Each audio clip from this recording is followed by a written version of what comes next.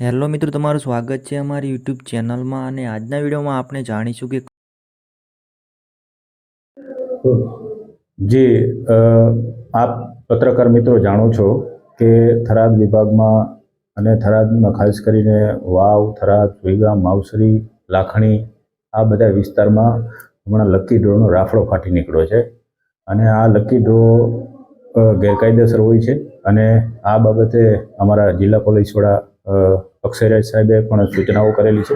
તેઓના માર્ગદર્શન પ્રમાણે અમે કાર્યવાહી કરી રહ્યા છીએ અને આ લકી ડ્રો જે ચલાવે છે એ લકી ડ્રોના જે લોકો છે તેના વિરુદ્ધ ગઈકાલે અમે જાતેથી ફરિયાદી બની અને એના વિરુદ્ધ ગુનો રજીસ્ટર પણ કરવામાં આવેલા છે।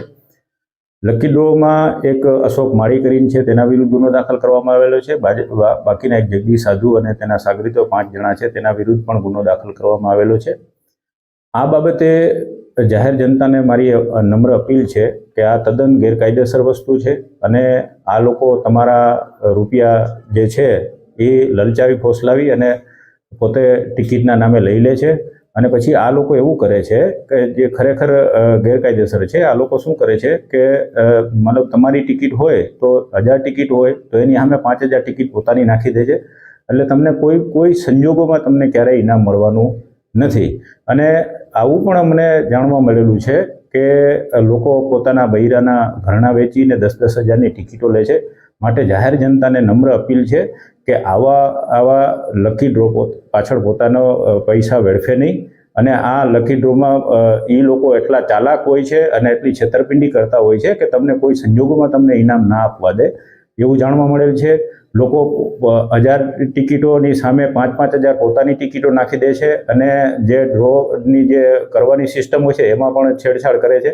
એટલે લોકોને ખાસ અપીલ છે કે તમારા કિંમતી રૂપિયા તમે આની પાછળ બરબાદ નહીં કરો અને તમે મહેનત કરો અને મહેનતની કમાણીના તમારા પૈસા બરબાદ થઈ જશે।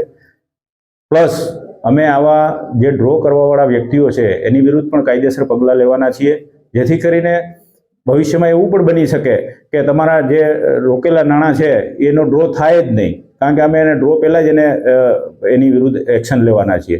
એટલે અમારા જિલ્લા પોલીસ વડા અક્ષયરાજ સાહેબે અમને સ્પષ્ટ સૂચના આપી લીધી કે આવી ગેરકાયદેસર પ્રવૃત્તિઓ કોઈ પણ સંજોગોમાં ચલાવી લેવાય નહીં અને કડકમાં કડક હાથે કાર્યવાહી કરવામાં આવશે। ઇવન સંગઠિત અપરાધની કલમો તળે પણ આ ગુના રજીસ્ટર થયેલા છે। એટલે આમાં જેટલા હશે, જે એજન્ટો હશે, નાનામાં છેવાડાના એજન્ટ સુધી અમે જશું અને એની વિરુદ્ધ કડક પગલાં લેશું અને પાછા પણ અમે કરવાનું વિચારી રહ્યા છીએ, કારણ કે આ તો ખૂબ થાય છે અને કરોડો રૂપિયાના લોકોના કરોડો રૂપિયા પોતે આવી રીતે અનાથ બાળકોના નામે અને ગૌચારાના નામે પોતે લઈ જાય છે। એટલે આ પત્રકાર મિત્રોના માધ્યમથી હું જાહેર જનતાને એક વિનંતી કરું છું કે આવા લકી ડ્રોમાં પોતાના નાણાં વેડફે નહીં અને આ એક બરબાદ કરી દેવા માટેની વસ્તુ છે। તમને કોઈ ઇનામ લાગવાની શક્યતાઓ જ નથી, કારણ કે એ લોકો એટલી છેતરપિંડી કરતા હોય છે કે ઇનામ લાગવાના ચાન્સીસ બહુ ઓછા હોય છે।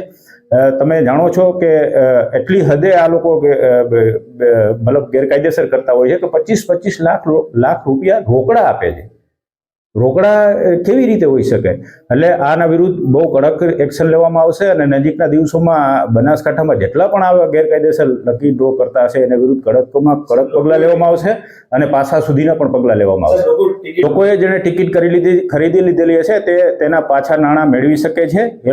જે લોકો પાસેથી તમે જેની પાસેથી ટિકિટ લીધી એની પાસેથી પાછા નાણાં મેળવી લો અને જો આ લોકો પાછા નાણાં ના આપે તો પણ તમે પોલીસ સ્ટેશનમાં આવીને એના વિરુદ્ધ ફરિયાદ કરી શકો છો।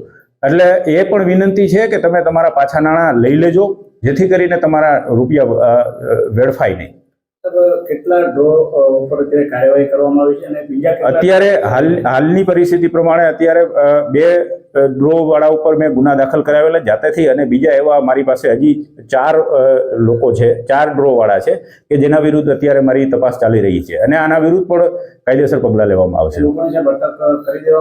હા, અત્યારે એની તપાસ પોલીસ ઇન્સ્પેક્ટર થરાદ ચલાવી રહ્યા છે અને એની ટૂંક સમયમાં અટક થશે।